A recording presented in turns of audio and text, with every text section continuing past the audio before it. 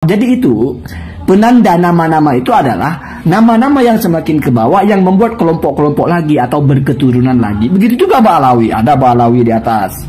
Ada di bawahnya misalnya Al-Haddad, misalnya Jamalul Lail, misalnya Al-Idrus, misalnya Asyaqaf, misalnya Abu Bakar bin Salim, misalnya dan sebagainya. Jadi itu nggak lalu nasab mereka putus. Assalamualaikum warahmatullahi wabarakatuh. Pada kesempatan yang sangat berbahagia ini kita akan menyimak sebuah penjelasan yang sangat menarik dari Gus Zaini. Langsung saja kita simak videonya. Ini saya mencoba mencari iktidar. Iktidar itu adalah upaya untuk mencoba memahami sesuatu yang secara dasar itu keliru, tapi bagaimana itu bisa dianggap make sense atau bisa dibenarkan atau toleransi lah ya. Saya cari batas yang paling tinggi. Ketika menyaksikan dua tokoh ini yang saya yakin banyak yang sependapat dengan saya bahwa mereka itu di atas Kiai Haji Imaduddin secara keilmuan. Ya wallahu alam kalau ini ikhtilaf. Kalau kalian tidak sepakat silahkan. Tetapi dalam masalah keilmuan saya semi-semi hakul yakin bahwa lebih banyak yang sepakat kalau Kiai Haji Imaduddin ini kalau dari tiga orang ini mungkin yang nomor 3 dalam masalah keilmuan. Tapi mengapa mereka mendukung? Nah di sini poinnya. Bukan masalah mereka mendukung, tetapi kalau saya lihat narasi-narasi mereka ketika menyampaikan dukungan kepada Kiai Haji Imaduddin dalam tanda kutip masalah nasab Ba'alawi itu tidak ada narasi yang di atas Kiai Haji Imaduddin.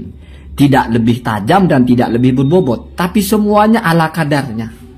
Saya bilang ala kadarnya misalnya kita garu-garu kepala walaupun nggak gatal. Bagaimana selevel Kiai Haji Marzuki sampai terlontar narasi ini fisiknya nggak cocok, nggak clear sebagai cucu Nabi. Ini Al-Habsyi, Nabi orang Mekah, ini Al-Habsyi kok cucu Nabi. Itu sesuatu yang sangat tidak pantas untuk diucapkan oleh Kiai Marzuki. Kenapa? Karena seolah-olah lupa bahwasanya Sadah itu banyak yang nisbat kepada tempat itu nggak Mekah. Al-Jilani, Az-Zabidi, Al-Hadromi, As-Samarqandi dan sebagainya. Lalu kenapa bisa begitu? Apakah luntur ilmunya? Wah saya nggak ke situ. Ada yang mengatakan kualat luntur ilmunya. Saya kira nggak lah, nggak begitu ya. Luntur nggak luntur itu nggak masalah kualat. Ada orang-orang yang alim walaupun tersesat ilmunya tetap ada kok. Nggak lalu menjadi luntur, nggak gitu ya. Lalu kenapa begitu? Justru saya anggap ini adalah dukungan yang proporsional. Artinya begini, mari kita beranalogi. Kalau ada orang yang mau bangun musola yang anggarannya mungkin 100 juta, lalu minta sumbangan kepada kita. Kita mau sumbang, kira-kira kita sumbang berapa? Mungkinkah kita sumbang 1 miliar? Ya nggak mungkin Pak, setidaknya secara normal. Ya kita sumbang pasti di bawah dari angka anggaran yang ditetapkan untuk membangun musola itu. Lah wong kebutuhannya 100 juta kok. Materinya adalah berupa musola 100 juta. Masa kita sumbang 1 miliar? Ya nggak kita sumbang 20 juta itu sudah 20%. Artinya memang yang mau didukungkan tesisnya ya seperti itu. Ngapain kita terlalu dalam-dalam menyampaikan narasi hanya untuk mendukung itu? Ya sudah, kita kasih dukungan sesuai levelnya. Saya ke situ arahnya. Kenapa sekelas Kiai Marzuki itu nggak mentelaah jauh tentang nasab lalu menyampaikan dukungan yang akurat, dukungan yang mungkin menemukan teori.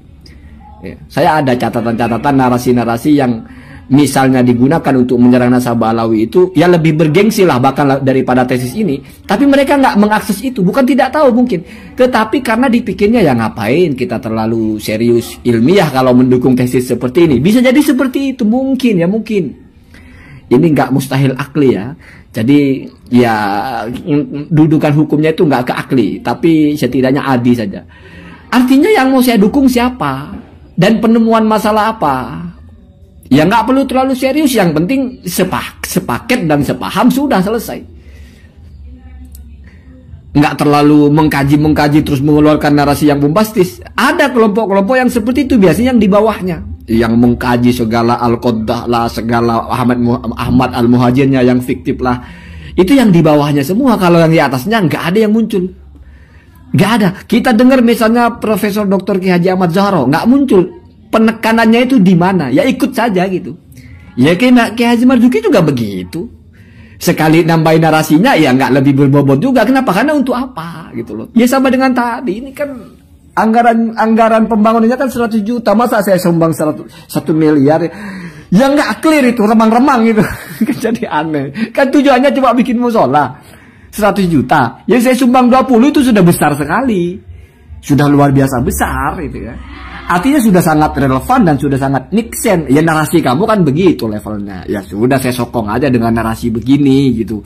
Nggak perlu saya koreksi-koreksi apa cari-cari narasi-narasi yang tajam, nggak perlu untuk apa juga. Toh yang mau didukung seperti itu, namanya saja kan saya cuma ikut.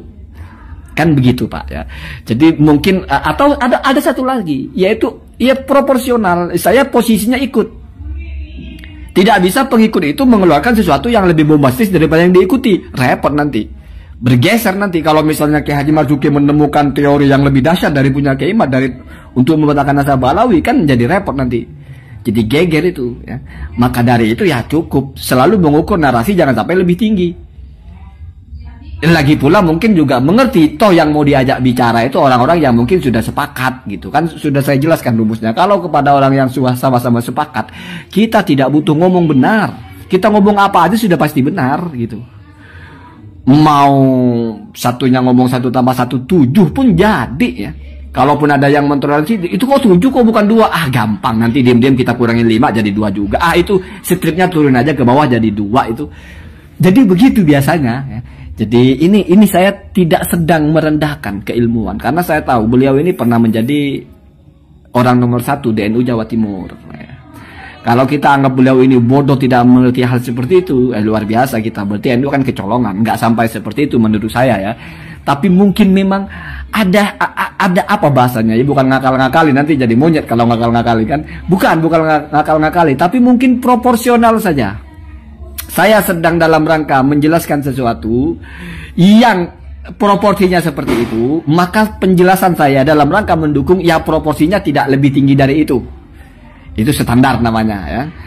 Jadi ya jangan sampai sama bahkan. Ya cukup yang di bawahnya saja. Nggak perlu buka-buka kitab nasab, nggak perlu buka-buka sada itu ada yang Al-Hadromi, ada yang Az-Zabidi, ada yang Al-Jilani, ada yang As-Samarqandi. Nggak perlu ke situ ya sudahlah mana yang walaupun badihan itu ya sekelibetan saja gitu. Nabi orang Arab kok keturunannya bukan orang Arab. Kalau Hamengkubuwono orang Jogja, kalau ada orang Ambon ngaku turunan Jogja kan agak aneh. Kalau orang Jogja masih kita terima. Dipikirnya mungkin keturunan orang Jogja itu di situ aja nggak kemana-mana. Itu kan badihan secara cepat kita bisa menangkap itu. Tetapi kalau ditelaah lagi di tracking dengan kasus-kasus lain ya nggak juga. Nabi kan sudah 1000 tahun. Keturunannya kan sudah mencar kemana-mana. Lalu mungkin keturunan Nabi keberapa pindah ke satu tempat, lalu di situ beranak pinak, lalu mengenang leluhur yang itu ya. Di si A misalnya, A tinggal di mana? Tinggal di Madura, Al-Maduri misalnya. Nggak lalu gagal nasabnya. Saya kira kalau diajukan pertanyaan begitu ya Kiai Haji Marzuki sudah paham ya juga ya, nggak mesti semua kan gitu mestinya ya. Ya cuma normalnya atau apa bahasanya ya. Nggak ngerti juga, susah kalau membela masalah itu ya. Ya mungkin yang sering-seringnya gitu ya. Walaupun yang sering-seringnya justru jarang kita mendengar ada gelar dari sada itu yang Al-Makki ya. Nggak disebut itu. Kenapa? Karena mungkin wilayah atau daerah itu nggak ada hubungannya dengan nasab. Imam Muslim itu Arab, turunan Al-Adnan ya. Disebutnya An-Naisabur. Karena dulu leluhurnya pindah ke Naisabur. Tapi ada kabilah yang pecahan dari Arabnya. Misalnya kabilah Al-Kushairi. Ya. Misalnya ada ulama hadis Bani Salim, dia tinggal di mana?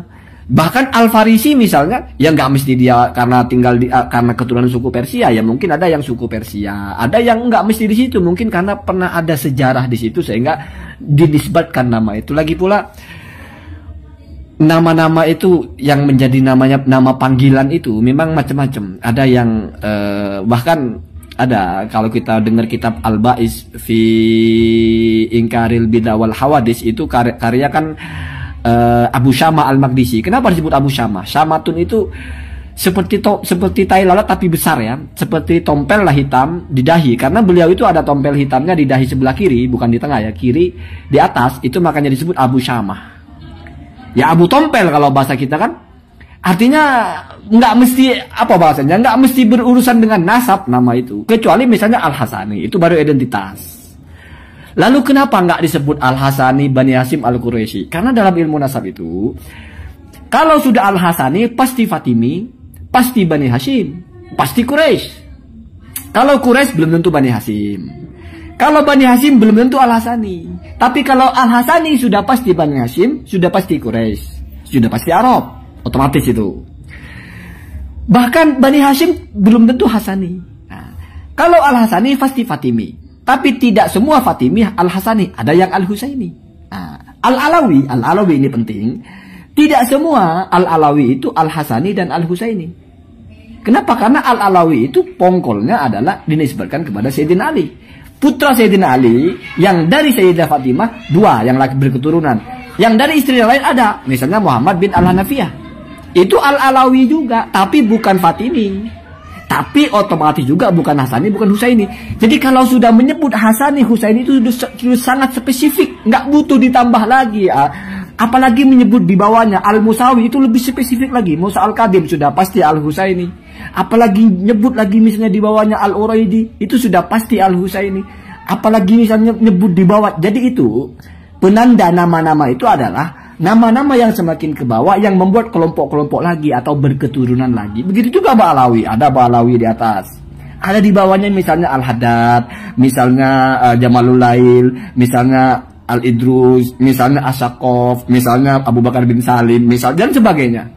Jadi itu nggak lalu nasab mereka putus. Mereka membuat nomenklatur untuk nisbat kepada kelompok-kelompok tertentu di bawahnya untuk lebih dikenal. Bahkan misalnya Asegaf, di bawahnya Asegaf itu ada lagi Asegaf yang jalur mana dan sebagainya gitu ya. Dan dengan begitu justru lebih mudah untuk melacak kamu jalurnya kemana, kan gitu. Jadi nggak ada nama belakang itu lalu mempengaruhi apalagi yang berkaitan dengan daerah mana. Ya. Nah, sahabatku yang dimuliakan oleh Allah Subhanahu wa Ta'ala, mungkin cukup sekian videonya. Semoga bermanfaat dan berkah. Assalamualaikum warahmatullahi wabarakatuh.